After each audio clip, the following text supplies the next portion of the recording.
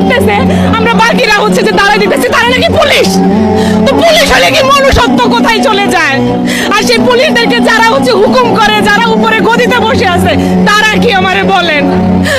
আমি একটা সাধারণ মানুষ, আমি কটা বাচ্চারে পড়াই। বাচ্চাগুলো যখন আমাকে প্রশ্ন করে, ম্যাম আপনি আন্দোলনে গেছেন, ম্যাম আপনি কি বলছেন, আমাদের হয়ে কি বলছেন, অথচ আমরা যখন হাঁটি আমাদের শিক্ষকরা হচ্ছে মুখ লুকায় লুকায় চলে যায়।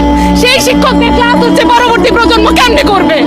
থুতু ছিটাই আপনাদের এই মনুষ্যত্বের উপরে, আপনাদের নাটক, সিনেমা, গান, কবিতা, অমুক তমুক, শিল্প চর্চা সবকিছুর উপরে দিক। যখন আসলে আপনার এই শিল্প কোনো কাজে আসে না, আপনি ঘরে বসে থেকে থেকে আরেকজনের উপরে দায়িত্ব দেন যে তুমি যাও। সেফ জোনে যখন আমি থাকতে পারবো আমি যাব। আমাদের কোনো কিছুর দরকার নাই, শুধু মাফ করেন, মানুষগুলোরে বাঁচতে দেন।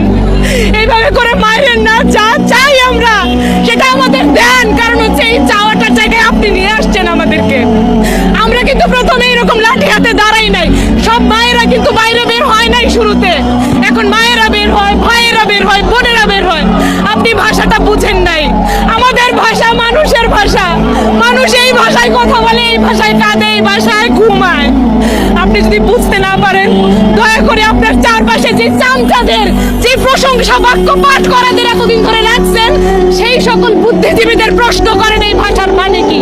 যদি এই ভাষার মানে না বোঝেন, আপনি আমাদের কাছে আসেন। আমরা কাঁদতে কাঁদতে, আমাদের কাছে কোনো অস্ত্র নাই, আমরা কোনো অস্ত্র চিনি না। আপনি জাস্ট রাস্তায় আসেন, আমরা আমাদের ভাষা আপনাকে বোঝাবো। আমার আর কিছু বলার নাই, আমি কিছু বলতে চাই না, আমি কিছু বলতে চাই না। আমার ভাই আছে, আমি যখন দেখি আমার কষ্ট লাগে। আমার মা আছে, কোন মা যখন সন্তান হারায় কাঁদে, আমার কষ্ট লাগে।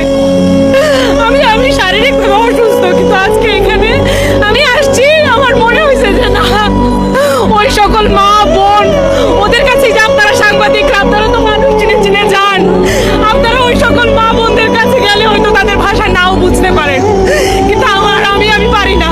আমি এখানে ওই মায়ের, ওই বোনের, ওই ভাইয়ের, ওই শিক্ষকের, ওই ছাত্রের, যেই শিক্ষকদের গায়ে আক্রমণ করা হয়, যেই ছাত্রদের গায়ে আক্রমণ, সবার হয়ে বলতেছি, প্লিজ আপনি আমাদের কথা শুনুন।